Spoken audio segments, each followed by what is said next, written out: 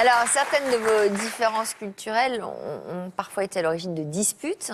Quelle est la première chose qui vous a surpris l'un et l'autre, chez l'autre?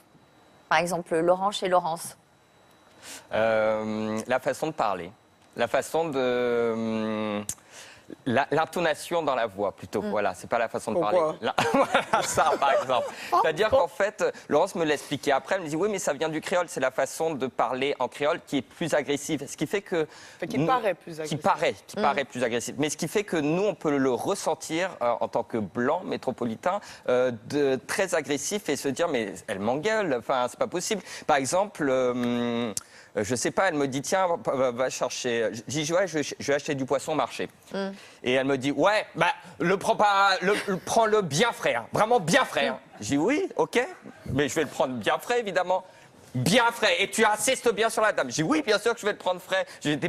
T'as pas besoin de m'agresser. Je dis mais je t'agresse pas, je précise les choses, c'est tout, mais de manière très douce. Alors que je dis mais non, pour moi ça me paraît agressif. Et ce qui fait que des petites choses comme ça paraît rien, mais ça engendre des petits conflits parfois. Voilà. Et vous chez lui? Le silence.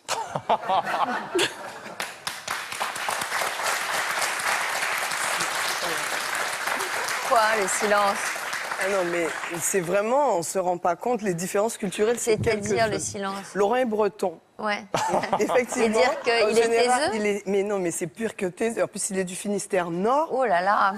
Il y a un public du Finistère Nord qui regarde. Oui, mais Alors, c'est quoi le Finistère Nord en termes de caractère? En fait, il n'y a pas vraiment d'expression. On ne sent pas les expressions.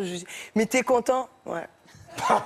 Mais montre-le, en fait, le côté de ne pas montrer les émotions que chez nous, elles sont avec la langue et donc, quel que soit même le français, même quand on parle français, on a tendance à facilement montrer nos expressions. Quand on rigole, on rigole. Il n'y a pas ce côté je rigole pas fort ou fais pas ça trop fort ou contiens-toi ou et en Bretagne, c'est très côté plus taiseux, ouais, voilà.